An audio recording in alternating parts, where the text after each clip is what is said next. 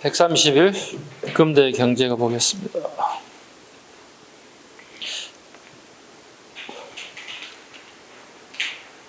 거리주의 무역 개항장 심리까지 제안하였지만 일본 상인들이 주도했다. 개항장 심리 이 네 글자로 줄여볼까요? 뭐라고 그러죠?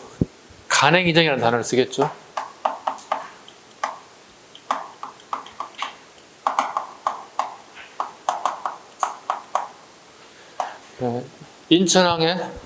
인천항이 개항되면 일본 상인들이 심리까지 4km까지 영업을 할 수 있는 거리를 간행이정이라는 단어가 처음 등장하죠. 간행이정 단어가 무슨 말인지 정도 우리가 알고 있어야 됩니다. 일본 상인들이 우리 인천항 내에서, 부산항 내에서 영업 제한 거리를 갖다가 우리는 간행이정이라고 하더라. 심리를 벗어나면 어떻게 되는 거죠? 일본 상인들이 심리를 벗어날 수는 없잖아요. 4km 갔다. 그럼 거기에 우리 조선 상인들이 그 물건을 받아서 심리 밖에서 영업을 할 수 있다. 뭐야? 간행이정이 심리 상태 뭐야? 공존한다는 거야. 일본 상인과 조선 상인들이. 근데 뒤에 훗날 절소, 조교, 속약을 맺어지잖아요. 그죠? 6년 뒤에 속약이 맺으면 50리, 그 2년 뒤에 100리까지 늘어난다. 그럼 이게 어떻게 일본 상인들이 완전히 독점해 버린다고.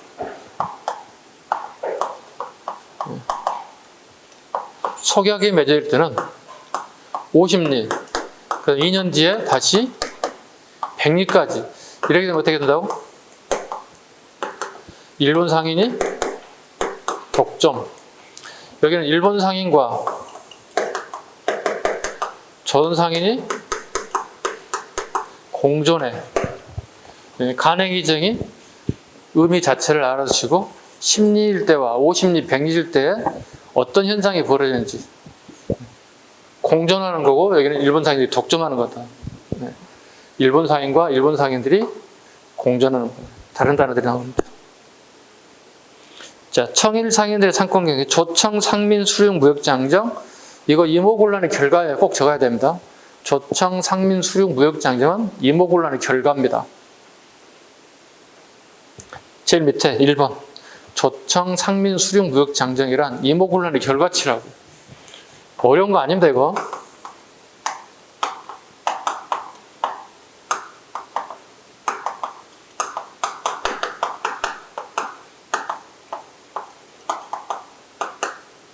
이모곤란의 결과, 청상인들이 우리나라 서울의 양화진과 우리나라 전국의 장시를 시장들을 완전히 점령해 버렸다.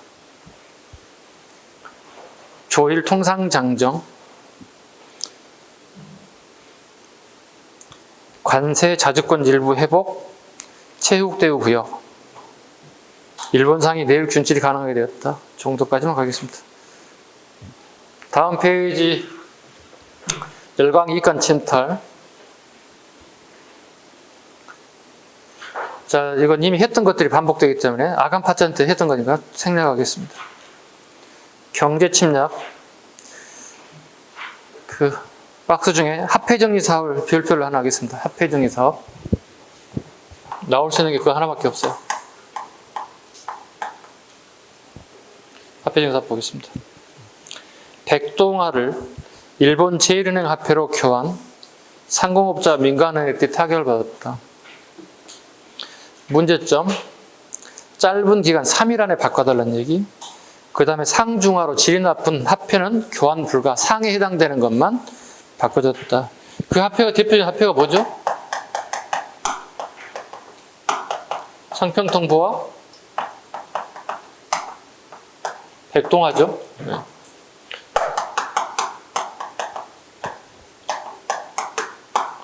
요것만 바꿔줬다는 거죠. 뭐로 바꿔줬다는 얘기죠? 1번 엔화로 바꿔줬다는 거예요. 이거 합회정리 사업 결과, 일본 상인들은 사전에 정보를 알고 대비 사업에 필요한 자금을 일본 차관으로 조달, 그에게 국채가 발행되게 됐다. 토지 약탈, 철도 부지, 군용지, 확보 목적으로 국유지와 역둔토, 궁장도를 약탈했다. 지금 대한민국에 엄청나게 많은 역들이 있죠. 각 도시별로 다 여기 있죠. 뭐 서울역, 용산역, 무슨 도시별 다 여기 있잖아요. 부산역, 인천역 이런 식으로 되게 헐값으로 매각해서 다 철도 부지로 쓰게 됐다. 그 다음에 동양척식 주식회사 연도 몇 주 그렇습니다. 연도까지 동양척식 주식회사.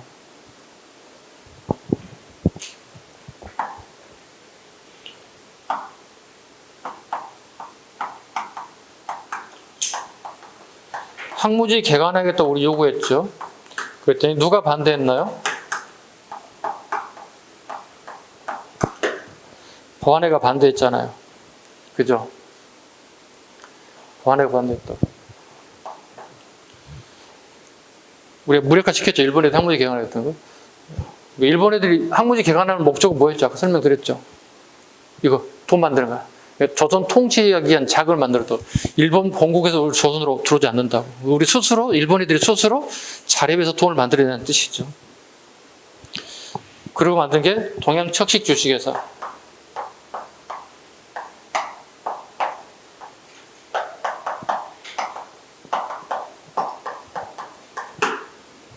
동양척식 주식회사.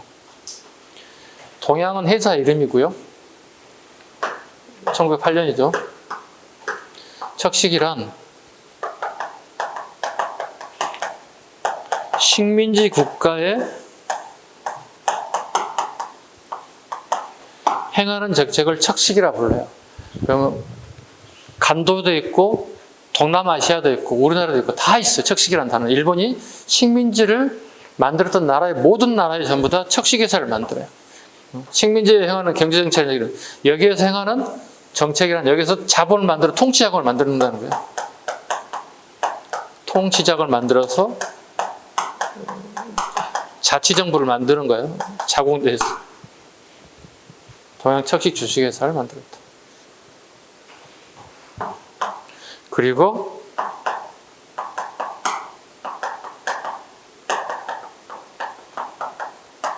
(1912년에) 토지조사 사업을 통해서 우리나라 국토의 약 60% 이상을 얘들이 전부 다 뺏어갔습니다. 동양척식 토지조사. 이게 4년 단위로 이게 플러스가 되거든요. 항무지 개관 1904년 반대했죠. 우리 보안회가 그죠? 4년에 동양척식에서 이렇게 만들어서 우리의 자본을 빼나가기 시작하죠. 그게 이제 실험이 성공한 게 1912년 토지조사 사업이 시작된 거예요. 이렇게. 그러니까 일본 애들이 했던 이 절차라고 할까요? 어떤 준비성이라고 할까요? 이 부분에 있어서 우리가 한번 좀 배워야 될 필요가 있어요. 네, 우리는 뭐 일본 애들 무조건 그 욕을 하게 감정이 먼저 앞서서 일본 애들 막 욕하기도 하거든요. 근데 일본 애들이 되게 계획성이 있다고 할까요? 철저한 준비성이 있어서 보안에 동양척식회사 토지조사 이렇게 순서 쭉 잡으셔야 됩니다. 항무지 개관을 우리 보안회가 반대했다. 그랬더니 4년 뒤에 동양척식 주식회사를 통해서 식민지 국가의 경제정책을 시작하더라. 자, 동양척식주식회사를 만들어 간다. 봐봐. 어떻게 되는지. 토지조사를 누가 하나요? 총독부가 토지조사를 한다고. 그리고 우리의 국토를 강탈해 갔어. 그럼 총독부는 정치하는 것이지 경제하는 것이 아니잖아.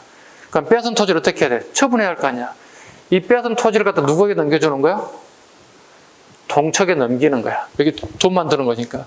동척에서 이 뺏은 토지를 갖다가 돈을 만들기 위해서 어떻게 해야 될까? 팔아야 되겠지.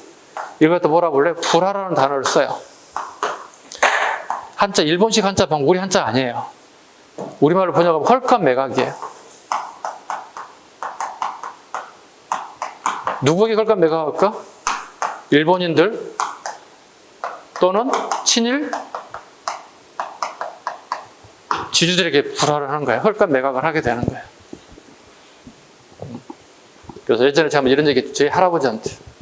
아니 이때 헐값 매각 좀 받으시지 그랬어요. 이렇게 그랬더니 그래서 우리 수원이나 영예에 땅 한 30만 평씩 유산으로 좀 물려주시면 되게 어떻게 편하게 살 텐데 왜 그러셨어요? 그랬더니 할아버지 와 이런 개 땡땡 욕을 엄청나게 살이 얻어먹었습니다. 이런 어디 굿다운 소리를 하냐고 역사 선생이. 그래서 농담을 했다가 이제 진담을 받아들여서 되게 혼났던 기억이 납니다. 어때? 그럴 수 있잖아요. 후손 입장에서 아니 친일 했던 사람 되게 떵떵거리고 잘 먹고 잘 사는데 우리 뭐예요 이거 겨우 먹고 살고 이거 뭐예요 막 이렇게 투덜투덜 했더니 욕만 서리 얻어먹었습니다. 이런 개 땡땡 뭐 어쩌고 저쩌고 막 그 할아버지가 할 수 있는 욕들 있잖아요. 최대한 동원해서 알았어요 미안합니다 이렇게 순서 잡으시면 됩니다. 이렇게 오케이?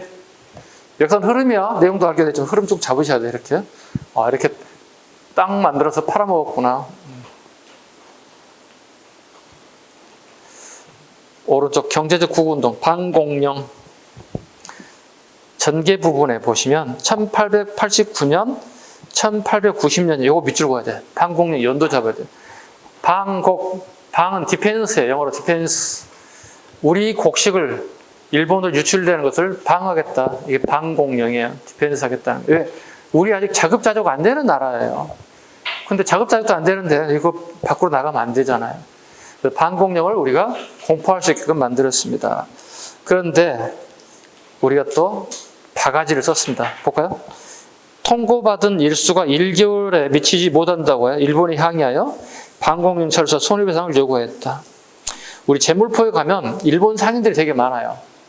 그 제물포는 미국이 가장 많은 수출됐던 곳이기도 해요. 우리나라에 쌀이 가장 많이 부산, 그 다음에 뭐 목포, 여수, 원산 각지에서 나는 쌀들이 있을 거 아니야. 인천이 가장 많은 미국 집산지였어요. 인천 제물포항이 엄청난 큰 창고 지금도 남아있어요. 일제 잔적이 지금 빈 땅으로 그대로 창고가 남아있다면 보존되어 있단 말이에요. 여기 일본 상인들이 쌀을 매입하고 저장하고 일본 수출해요. 그러면 우리나라의 도지사가, 즉 오늘날 관찰사가 방공령을 선포할 수 있단 말이야.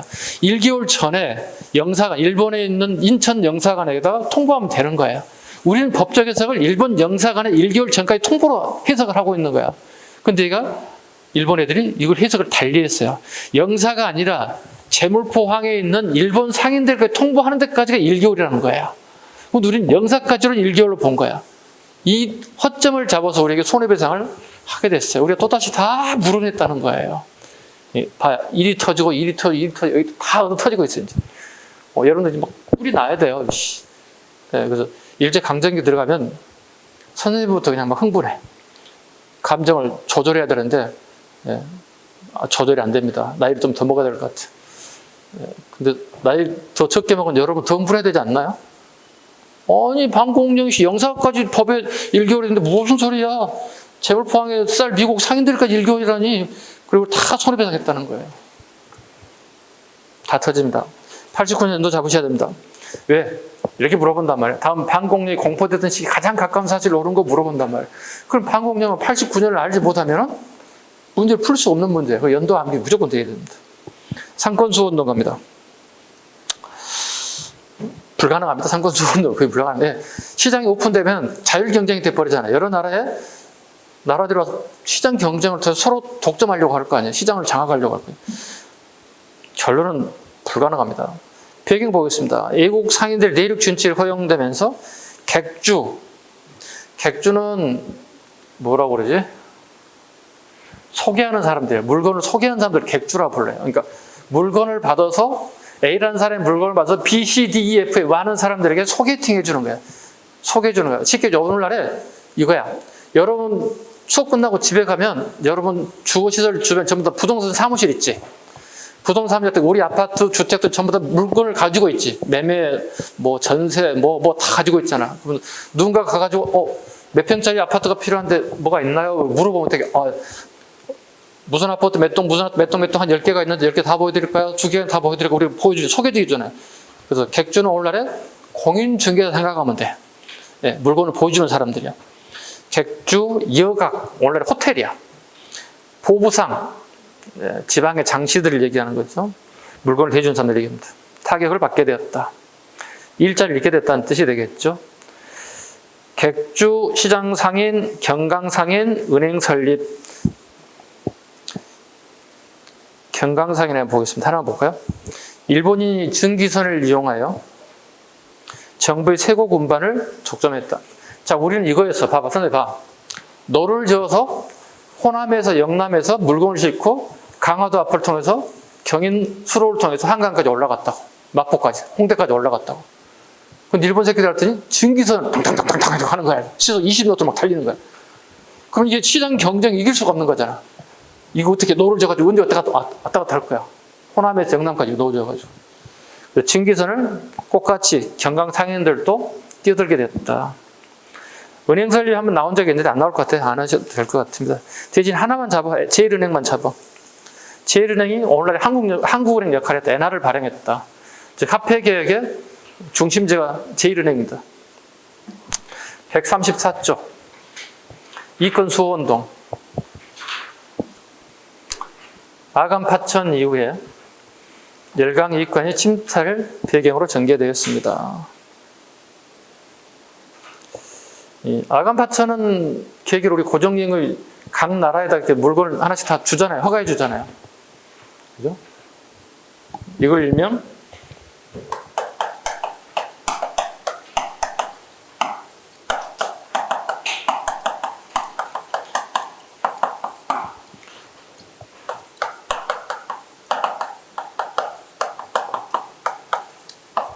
아간 파천 이후에 고종이 여러 열강들이 이권을 하나씩 주는 것.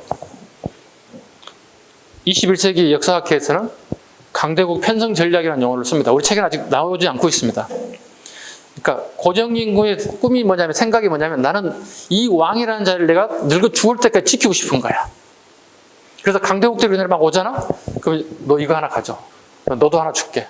너도 하나 줄게. 너도 하나 줄게. 이런 식으로 강대국들에게 개발권을 하나씩 주는 거야. 대신 너희들 나한테 리베이트를 좀 주고 내가 왕임을 인정해 줘야 돼. 알았어? 그러니까 옵션이 그거야. 야, 니네 내가 왕인 거 알겠지? 나 인정해 줘야 돼, 왕이? 이런 식이에요. 그걸 역사학에서 뭐라 보냐는 얘기예요. 되게 어렵잖아요. 야, 고종링이 왕을 계속 유지하고 싶은가 봐. 외국인들 와서 이권을 가져가고 개발하고 수익을 내고 싶은가 봐. 고종을 이걸 이용해서 자기 자리를 보존하고 싶은 거예요. 일명 학계에서 쓰는 용어가 강대국 편성 전략이라는 단어를 써요. 쉽게 해서 기브 앤 테이크 하고 있는 거예요. 주고받고 나는 왕이야. 이거 하고 있어요. 아간 파천 이후에 나타난 현상들이 이겁니다. 그러니까 책은 학계에서 쓰는 용어들입니다. 오케이? 책엔 안 나와. 그냥 선생님 아는 단어겠다 생각하면 돼요. 자, 독립해 갑니다. 러시아 저령도 조차 요구를 저지시켰다. 부산에 영도구가 있죠. 그죠? 지금 영도구가 있죠. 예전에 저령도라고 불렀거든. 거기 석탄캐에서 저장 창고를 만들겠다는 거예요. 한은행 폐쇄. 그 다음에 프랑스, 독일 강선 제거 저지. 할빈당이 설명드렸죠. 대한 3인 논술 체크하면 되겠죠. 노동자는 국제보상운동 바로 갑니다. 국채 자르시면 되겠죠. 국가의 채무란 뜻이죠. 국가의 채무를 갚지 않으면 이자가 계속 늘어나서 눈덩이처럼 불어날 것이라는 얘기야. 이걸 빨리 갚자고 하는 운동입니다. 볼까요? 통감부 설치 후에. 통감부가 몇 년에 설치됐다고 그랬지 아까? 응? 이거 시험이 잘 나온다고 그랬잖아. 1905년에 뭐가 있었어? 울산 늑약이 있어서 우리나라 예교관이 박탈돼 버렸잖아. 그리고 1906년에 뭘 만들었다? 통감부가 설치되었다. 어디에? 서울에? 남산에. 이 비용이 이렇게 올라간다는 거야. 근데 우리에게 그냥 야, 니네들 다 갚어 이 새끼들아 이렇게 돼버리는 거야. 부속 건물 기타 많은 공사 비용들이 전부 다 우리에 떠맡기지는 거야. 통감부를 포함한 여러 공사 비용들 그냥 코에 걸면 코걸이, 기에 걸면 귀걸이 되는 거야. 일본 이 시기에. 우리가 계속 빚이 늘어난다는 얘기지. 그래서 일부 지도자들이 우리 국채 갚읍시다. 그 대구에서 출발하게 돼요. 국제보호자원. 꼭 기억하셔야 됩니다. 아마 나올 거예요, 밑에. 자, 대구 강문사에서, 대구입니다. 대구 밑으로 씁니다. 강문사는 어떤 회사냐면, 서울에서 신문이 발행되면 그 당시 지방으로 기차를 타고 저녁에 출발해서 새벽에 떨어져요. 그게 무슨 신문, 한 10가지 신문이 있다면 강문사라는 회사에 10가지 신문이 입고돼. 그리고 그 신문사별로 각 아침에 개개인에게 다 이렇게 배달하는 애들이 신문을 배달해 주는 거예요. 그러니까 신문을 집합지가, 대구의 신문 집합지가 강문사라는 회사예요. 쉽게 얘기해서. 네. 대구에서 강문사, 김광재, 서상돈 등이 이 두 사람 알아두셔야 됩니다. 밑에 그림을 봐봐요. 커리커처 봐봐요. 이거 시험에 나왔던 거예요. 커리커처. 밑에 그림 봐주세요. 이 그림 던져주고 이 두 사람이 활동했던 시기 사실이 옳은 거 물어봐요. 국제보상운동 내용을 선택적으로 고르라는 거예요. 이분들이 제가 좋아서 하는 게 아니라 시험에 나오기 때문에 이 두 분을 커리커처 사진 그대로 올려놨어요. 국민성금을 운동을 전개하여 전국으로 확산, 국제보상, 기성회를 중심으로 애국개몽단체, 언론기관, 대한매일신보, 항상신문, 만세보 등이 참여하게 됐다. 자, 모금을 하는데 금연 금주 운동, 주로 이제 남성들이 담배를 폈기 때문에 담배하고 그다음에 술 먹지 않는 운동은 부녀자들은 비녀와 반지까지, 비녀는 여기 머리 꼽는 겁니다. 뒤에 여성들이 머리 묶어 꼽는 거 있죠. 예전에 우리 한복 입을 때 요걸 비녀라고 합니다. 반지, 원어는 가락지라고 되어 있습니다. 선생님 좀 바꿨습니다. 가락지가 무슨 말인지 모를까봐. 예, 가락지 또는 반지를 내있으며 그 정도 금연을 밝히는 등 정극적 호응을 했다. 이게 쉬운 일이 아니잖아요. 남의 기호식품을 술, 담배 먹지 못하게 돈 내놓으라는 건 쉬운 일이 아니잖아요. 그걸 이런 대단한 운동을 벌쳤다. 탄압, 통감부가 베일운동으로 간주, 탄압, 양기탁을 행령죄로 구속시킴으로써 결과적으로 실패하고 말았다. 행령죄는 코에 걸면 코걸이고 귀에 걸면 귀걸이입니다. 행령한 적 없습니다. 그러니까 보상운동 못하게 만드는 방법을 택했다.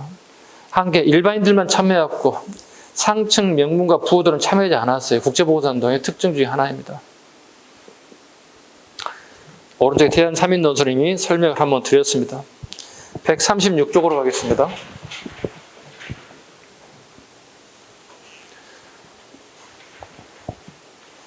이제 근대 문화사입니다.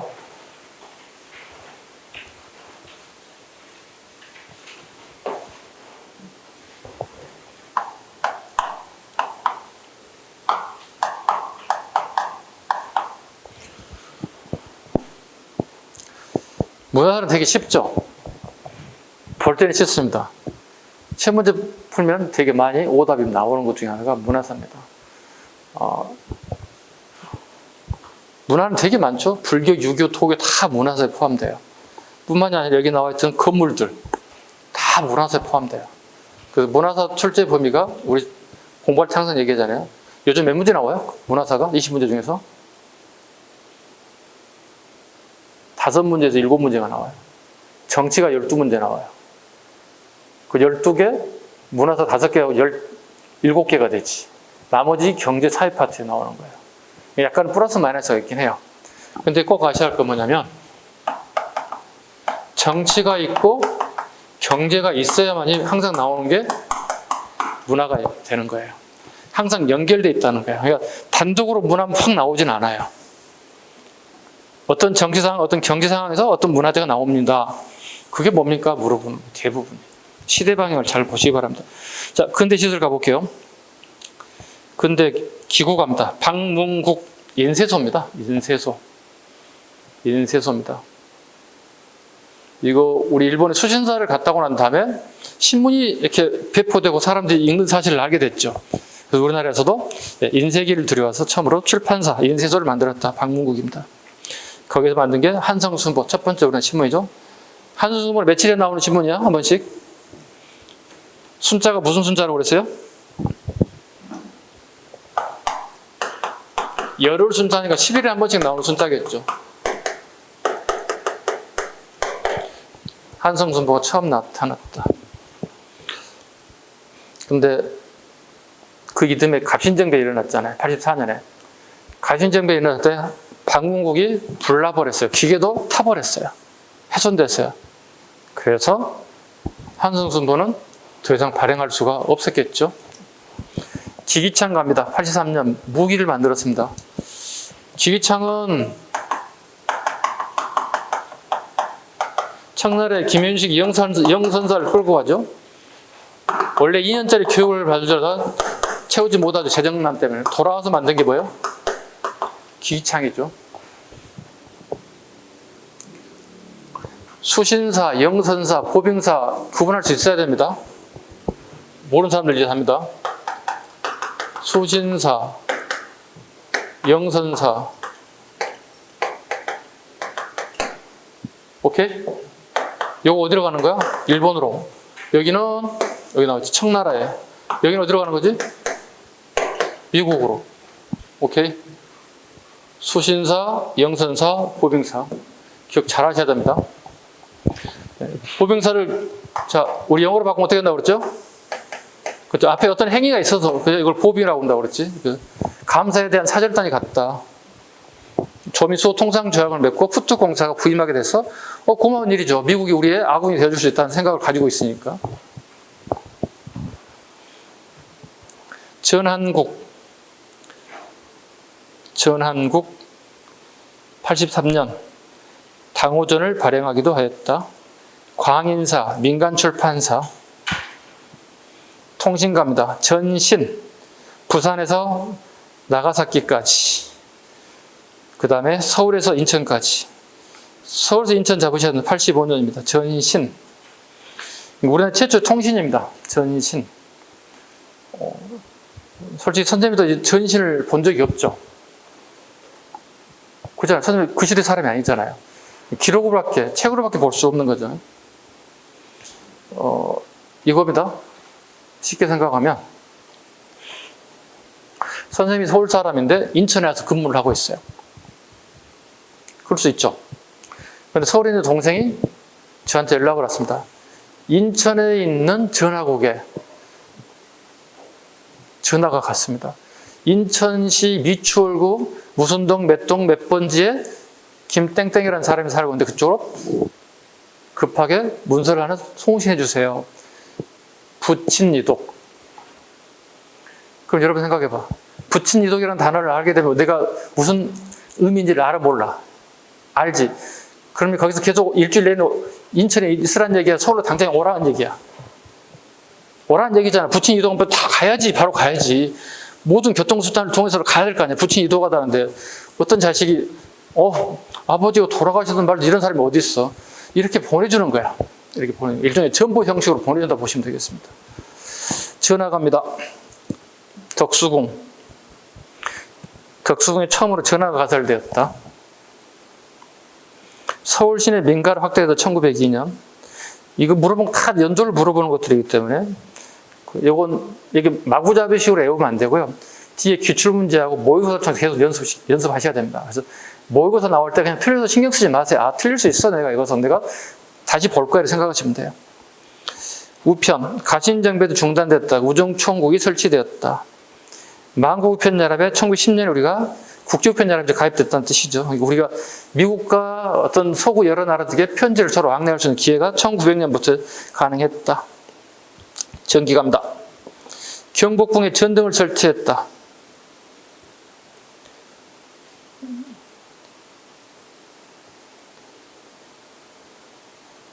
왜 설치했을까요? 고정임금이? 첫째, 저녁이 너무 싫었어요. 어두운 게 싫었어요.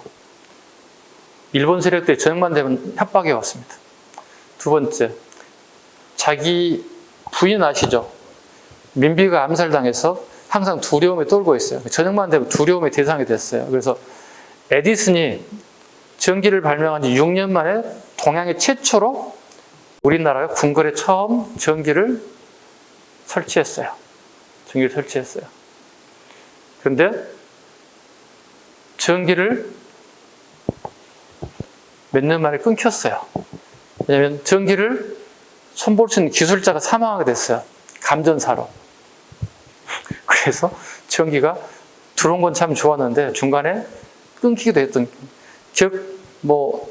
연도만 하나 체크할까요? 네. 전등 설치 1887년. 에디슨의 전기 발명이 6년 만에 아시아에 최초로 설치되는 건 되게 의미를 가지고 있습니다. 우리나라에 전기를 보고하는 데는 고정임금이 크나큰 역할이 있었다. 저녁이 너무 무섭다고 하는 생각을 가지고 있다는 것.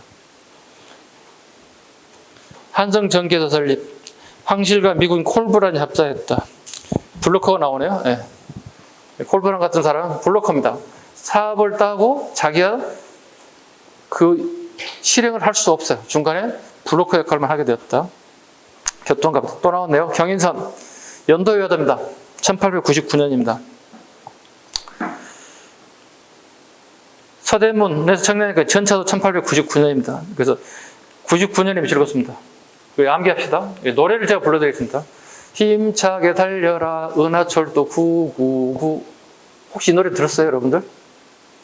여러분 아주 어렸을 때 되게 말을 안 들으면 어떻게 엄마가 야 TV 보자.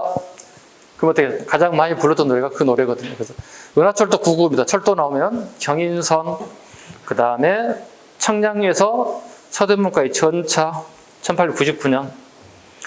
러일 전쟁 중에 경부선, 경의선 군사적 목적입니다.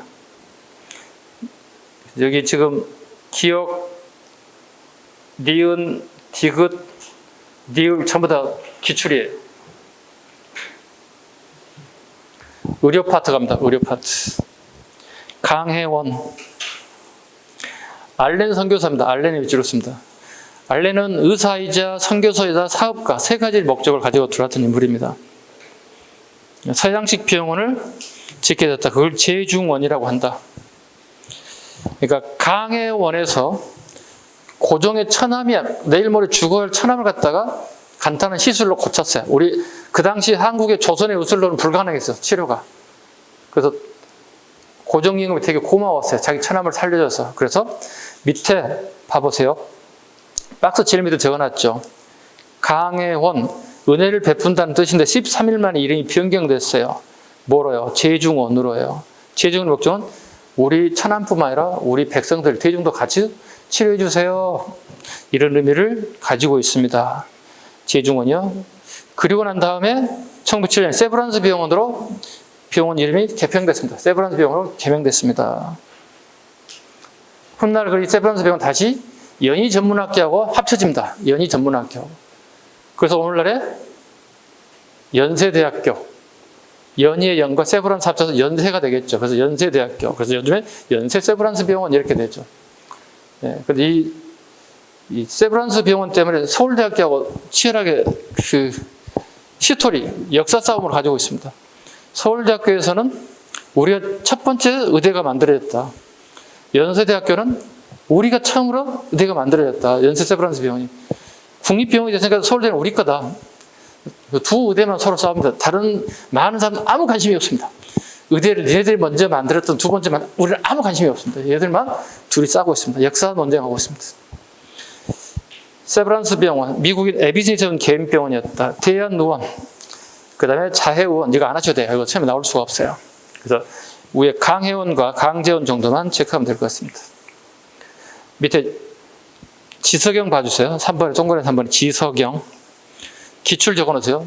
기출인데 난이도가 좀 올라갑니다. 나오게 되면. 친정국문, 자전서교 등이 만들어졌다. 지석영이 왜 나올까요? 지석영이 갑자기 왜 의료 파트에서 이런 게 막 나올까요? 지석영은 서울 사람인데 그냥 일반 양반이었어요. 뭐 과거 시험 보고 뭐 이런 거 아니에요. 그냥 양반이에요. 그런데 갑자기 시대가 갑자기 이 사람을 바쁘게 만들었어요. 의료 파트하고 갑자기 국문 파트에 갑자기 등장하는 인물이기도 해요. 그래서 의료 파트는 나하고 상관이 없어요. 그런데 갑작스럽게 국문 파트에 나오게 될 경우에 어려진다. 이거 되게 난이도가 어려워지는 시험에 주로 나왔던 문제가 신정국문이에요. 지석영입니다. 꼭 기억하셔야 됩니다. 저번에 난이도 상이라고 이렇게 지석영 나오면 앞에 난이도 상에다 적어놓으면 됩니다. 당호 좀 보죠. 세도정치일의 만성적인 재정난과 개항 이후 이게 해외 사절단위 파견, 부산, 원산, 인천, 개항비, 신식군대 창설비 등 재정 지출로 극심한 재정 압박을 받게 되었다. 83년 2월 정부에서는 당호정 주조를 결정하였다. 민태호가 책임을 지며 경희궁, 창덕궁 집회, 말창 등에서 주조하였다. 83년 2월 보시고요. 밑에 옆에 당기셔요. 민시정권 적습니다. 민시정권에서 만들었어요. 일종의 고액의 화폐죠. 일반 화폐 5배라는 뜻이 되는 거잖아요. 그죠? 고액의 화폐가 발생됐어. 그럼 고액의 화폐가 발생된 가장 나타나는 현상은 경제 현상은 뭐죠? 인플레이션, 디플레이션, 스태그플레이션? 인플레이션. 돈의 가치가 떨어졌다는 뜻이에요. 인플레이션 현상이 발생하게 되었다. 그 인플레이션을 물어보는 게 아니라 당호정이 83년에 방한데 누가 만들었냐 물어본다. 그걸 장난칠 거란 얘기예요. 민시정부가 만들었다. 민시정권이 만들었다. 오른쪽 건축 가봅니다. 되게 아름다운 건물들이 되게 많이 모여 있습니다. 기기찬 건물도 보일 거고요. 전화국도 보이고, 전화가 처음 만들 때 전화 교환수들이 보입니다. 네. 우정총국, 서울 전차, 건천국 전기 점등식, 이거 한능금의 기출 적어놓으세요. 건천궁 전기 이 그림 한능금이 그대로 나왔습니다. 1887년 경복궁 안에 상상도. 몇 년 만에 우리나라에 아시아 최초로 전등이 설치됐다고요? 그래, 6년 만에. 되게 빠른 거잖아요. 그러니까 아시아 국가에 제일 빠른 6년 만에 만든 이유가, 6년 만에 설치한 이유가 뭘까요? 전기를 갖다가. 예, 고정이 밤이 무서운 것도 있어요. 두 번째 또 있어요. 얘기 안 한 것 중에. 아니, 전기를 설치한 이유 중에 하나가 고정임금이 자기 마누라도 죽고 못 하고 저녁만 되면 어둡고 공포스럽고 무서운 거 하나하고, 두 번째, 에디슨이 한국에 제일 먼저 설치한 이유가 뭘까? 우리 가끔 아파트 새로 질 때 뭐 하나 짓죠? 먼저 보라고. 뭐죠? 모델하우스 있지. 일종의 모델하우스 격이라고 보시면 돼요. 네, 일종의 홍보하는 목적이 되는 거예요. 예, 한국처럼 이런 나라에 전기가 들어왔어.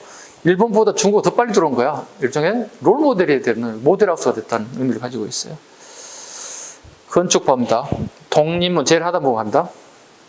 독립문, 프랑스 개선물을 모방했다. 덕수궁 석조전, 별표. 르네상스 양식도 별표. 그 연도도 별표. 1900년에 시작해서 10년짜리 공사예요. 덕수궁 석조전. 석조전의 목적은 뭘까요? 석조, 돌로 만들었다는 뜻이거든요. 돌로 만든 건물이 석조. 돌석자, 만들 조자니까. 이 목적이 뭘까요? 석조전의 목적. 왕의 업무 공간과 침실 공간이야. 1층은 업무 공간, 2층은 침실 공간이야. 쉽게 얘기해서 우리가 청와대에 가면 업무 공간이 있었을 거고, 예전에 옮기기 전에. 그 다음에 대통령 내가 살 수 있는 침실 공간이 별도가 있었을 거거든. 그런 목적이라고 보시면 돼요. 그래서 근대식 왕의 업무 공간과 침실 공간이 같이 공존했던 것이라고 보시면 됩니다. 덕수궁 석조전. 여기는 별도의 비용이 들어가야 돼요. 혹시 요즘에 가서 보려면. 그리고 무조건 간다 해서 볼 수 있는 게 아니야. 인터넷 의학에 볼 수 있어. 네. 쉽게 얘기해서 인원을 한정시키는 거야. 되게 중요한 자리이기 때문에. 그러니까 우리가 경복궁이 여기 2천만 좀 푹 들어갈 수 있어. 근데 여기는 별도의 예약 단계를 거친다는 얘기는 되게 보존을 잘해야 될 부분이 필요하다는 거예요. 그래서 덕수궁도 보시고요. 2,000원. 여기 3,000원인가요? 한 5,000원 정도 가서 보시면 돼요. 그래서 제가 덕수궁 석조전은 꼭 한번 보라고 얘기합니다. 1900년이 안 된 시기에 이런 건물 지었다고? 가보시면 깜짝 놀랄 겁니다, 여러분들. 왜냐면 그 안에 있는 가구들이 완전 클래식한 가구들이에요. 아주 클래식한 가구들이에요. 영국에서 다 납품한 가구들인데, 일제강점기를 타면 이게 다 부서지고 다 사라져버렸어요. 그걸 똑같이 주문해서 갖다 같이 똑같이 붙여놓은 거야. 다행히 영국에 그 회사가 남아있었어요. 그리고 무엇을 무슨 사이즈로 무슨 나무로 만든 그 자료가 그대로 남아있었어요. 그걸 그대로 똑같이 보고 똑같이 그 자리에 탁탁 심어놓은 거예요. 하다 보니 전등 있지. 전등을 뭐라고 그러지? 쭉 이렇게 있는 걸? 화려한 전등을 뭐라고 그러지? 응? 쌍제리아인가? 쌍제리아? 네, 하여튼 그 전구부터 해서 가보시면 기가 막혀요. 한번 보시라는 얘기 하겠습니다. 명동성당 갑니다. 고딕 양식입니다. 고딕 양식입니다. 프랑스 공사관 바로크 양식입니다. 건물 양식을 얘기하고 있습니다. 자, 덕수궁 석조전 봐보시죠. 네. 이렇게 되어 있습니다. 명동성당 참탑 뼈 쪽에 나와 있죠. 고딕 양식입니다. 독립문, 독립에서 만든 독립문. 즉 청나라의 촉국을 벗어나자고 하는 것들이죠. 최초의 건물 가봅니다. 테이블홀테 인천입니다. 여러분 인천에서 주로 거주하기 때문에 꼭 이 정도는 알아야 되겠죠. 인천항에 설립한 최초의 서구식 호텔. 우리나라 최초로 커피를 판매한 것이 데브로텔이다. 자, 데브로텔이 처음에 나온 인천 사람이 데브로텔 틀리면 어떻게 그 사람 인천에서 떠나야 돼? 그잖아. 인천에 살 의미가 없잖아. 인천에 데브로텔 최초의 호텔인데 그걸 모르면 안 되겠지. 약연성당, 최초의 서양식 성당. 정동교회, 최초의 감리교 교회당. 덕수궁 정관은 별표. 밑에 그림 봐봐. 정관은. 이거 고종님이 커피 마시던 장소야. 예. 제일 덕숭 정관에 적어놔. 거기 예. 고종임금 커피숍, 개인 커피숍이야. 이 정도는 해야지 왕인데. 예. 고종임금의 개인 커피숍이야. 예. 고종이 커피를 제일 먼저 먹었고 커피를 제일 좋아해서 뭐 커피에 독약을 타서 죽였니 부터 뭐런 썰이 있죠. 예. 덕숭 정관은 그래서 발코니가 되게 화려해서 그 날씨가 좋은 때는 발코니 나와서 차를 마셨다는 기록이 남아 있습니다. 다시 올라갑니다. 손탁호텔. 손탁호텔은 우리 글자가 아니고 영어입니다.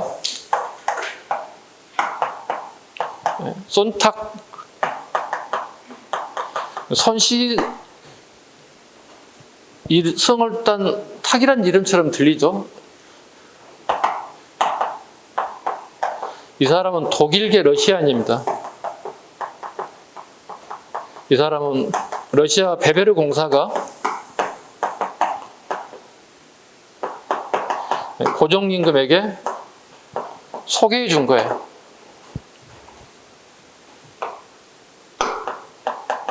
고종임금이 소개했다. 고종임금이 이게 필요하대요. 서양식 요리를 잘할 수 있는 셰프가 필요하다. 왜냐하면 외국인들이 이렇게 기빈들이 많이 왔는데 만찬을 해야 되는데 갑자기 우리 뭐 전주 비빔밥 내려고 갈비탕 내려고 곰탕 내려고 못 먹을 거 아니야, 사람들이. 생전 듣도 보지만 지금이야 그네들이 되게 한식 되게 그저 코리아 푸드를 되게 먹어보시면 생각이 있지만 그 시기는 어려웠을 거 아니겠습니까? 그래서 셰프가 필요했다. 근데 이 셰프를 통해서 요리가 나왔을 때 외국인들이 반응이 되게 좋았다는 외교관들이. 이걸 고마워서 손탁에게 종로에 있는 건물을 갖다가 두 채인가 매입해서 이 사람이 선물을 준 거야. 그 건물 다 헐어내 거기다 호텔을 지은 거야. 그게 자기 이름 따서 어떻게 호텔 손탁이 된 거야. 그리고 자주 얘기하죠. 제가 암살이라는 영화에 많은 사람들이 이렇게 연애를 베푸는 장소 손탁 호텔을 모델로 했어요. 그래서 많은 사람들이 손탁 호텔에서 많은 사람들이 여기 이제 정동 불악부 사람들 모임의 장소가 미팅하는 장소가 주로 손탁 호텔이었어요. 즉 서양 세력, 서양의 학문과 사상을 받아들여간 사람들이 정동 불악부 사람들이 얘기하는데 주로 친미, 친노 이 계통 사람들이 거의 대부분 손탁 호텔에서 매일 커피 마시고 술 마시고 연애하고 그래서 외교 사절단 만나서 얘기하고 했던 장소가 손탁 호텔이기도 합니다. 나중에 혹시 암살이라는 영화 봤을 때 연애 장소가 저게 손탁 호텔인가 봐. 감 좀 잡으시면 돼요. 덕숭 석조전 이미 설명드렸습니다. 설명드렸는데 시험에 나오시는 거 봅니다. 1946년 미소 공동회 밑으로서 미소 공동회의원회가 열렸던 장소예요. 46년, 47년 두 번에 걸쳐 전부 다 여기서 열렸던 장소입니다. 6.25 전쟁 이후에 86년까지 국립중앙박물관으로 사용했습니다. 현재 2014년 이후 대한제국 역사관으로 개용됐습니다. 하나 빠진 게 있어요. 1950년 6.25 전쟁 때 북한이 서울을 점령해요. 이게 서울에서 북한 애들 지휘부가 사무실로 쓰기도 했어요. 그 빈 공간을 적으세요. 6.25 전쟁 기간 동안에 서울 사무실로 사용했다. 덕숭 석조전을. 그러다 보니 6.25 전쟁 때 건물이 다 파괴됐는데 이건 살아남았어요. 살아남았어요. 자기 스스로 자기 사무실 폭발시킬 수는 없잖아요. 그래서 다행히 살아남아 있습니다. 그 다음에 덕수궁 중명전 갑니다. 덕수궁 별채 항실 도서관으로 건립. 덕수궁이 불타고 고종의 진부신인 편전자 애국사절이 아련실로 사용되었고 핵심 제일 밑에 1905년 을사늑약 장소입니다. 을사늑약 색깔 좀 칠해주세요. 덕수궁 중명전이 을사늑약에 일어났던 장소이기도 합니다. 왕이 공부하는 도서관으로 사용하는 것들이 갑작스럽게 총들이 되고 칼들이 돼서 서명하세요 아저씨들 이렇게 했던 장소이기도 하다. 오른쪽 근대 교육 시작합니다. 139쪽 원산학사 1883년 함경도에 주민 설립한 근대학교 점 찍고 옆에다가 문무교육적 문무를 교육했다. 문과 무를 같이 교육시켰다. 문무를 교육시켰다. 시험에 자주 나왔을 것 같습니다. 우리나라에 문무 교육시킨 게 또 있죠. 삼국시대에 뭐가 있을까요? 신라의 하랑도. 신라의 하랑도도 문무를 교육시켰다고요. 원산학사. 원산학사 우리 공무원 기출입니다. 연도를 물어봤죠. 83년. 원산학사 서식에 가장 가까운 사실로 옳은 거 물어봤죠. 그럼 가까운 건 뭐야? 뒤로 가면 82년이고 앞으로 가면 어떻게? 되겠죠. 82년 가장 중요한 건 뭐겠죠? 이모군란 있겠죠. 이모군란 결과는 뭐가 되겠죠?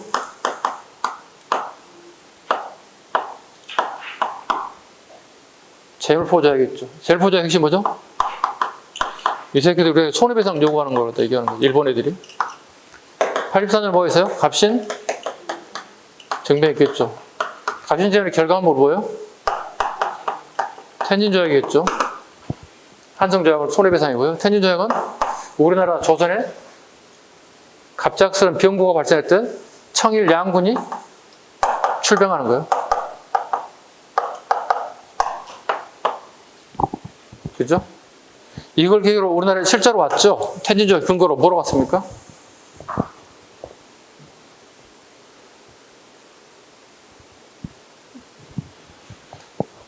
텐진조약의 근거로 우리나라에 왔던 게 뭐예요?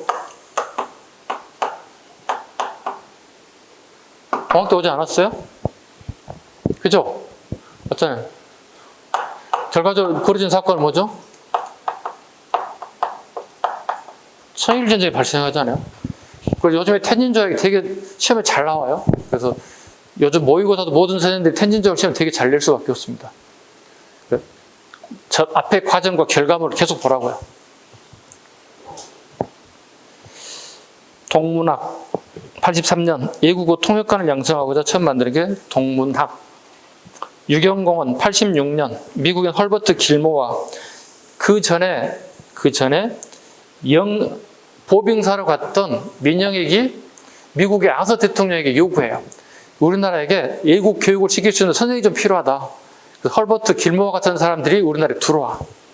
그래서 만든 게 유경공원이야. 봐.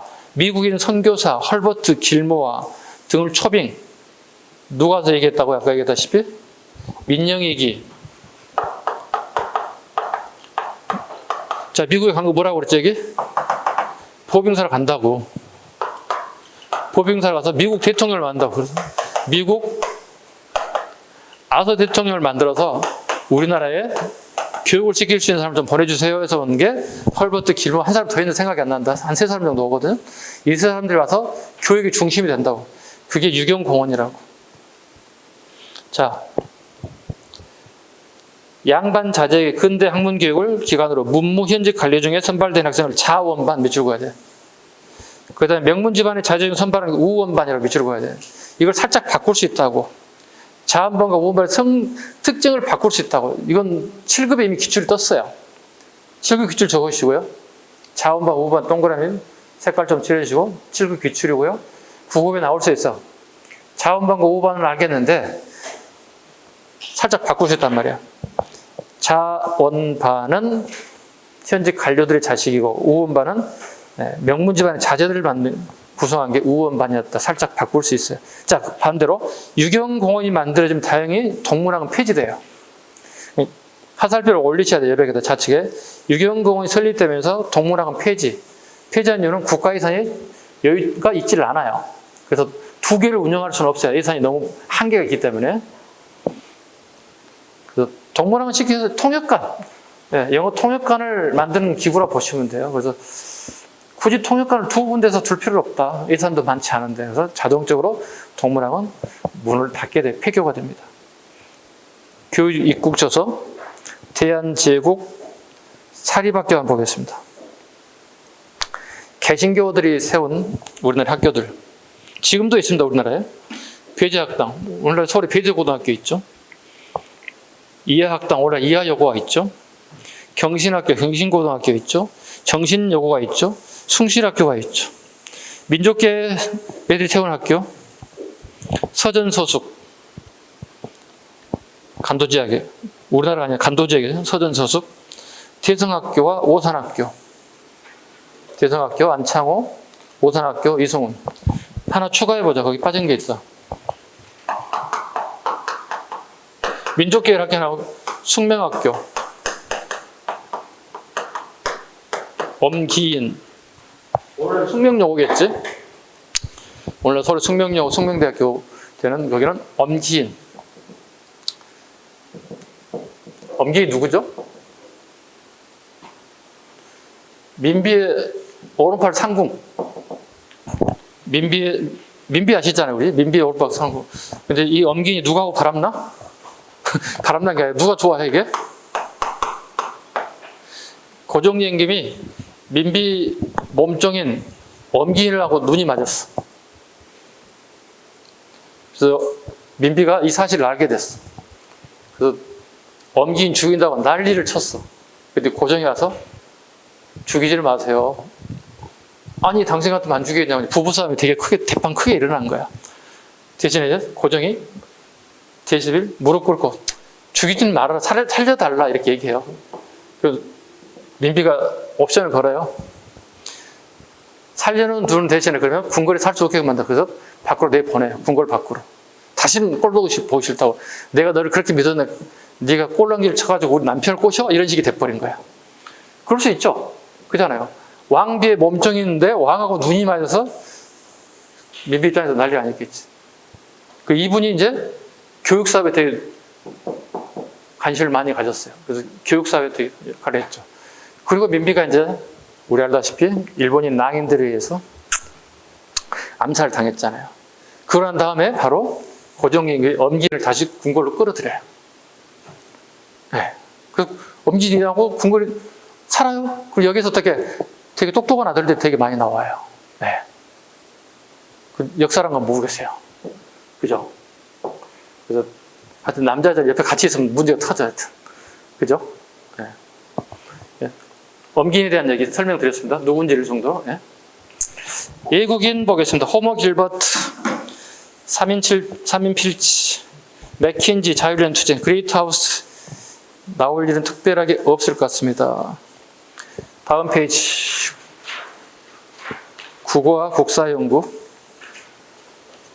MM고에서 일단 쉬어갑시다. 네. 쉬겠습니다.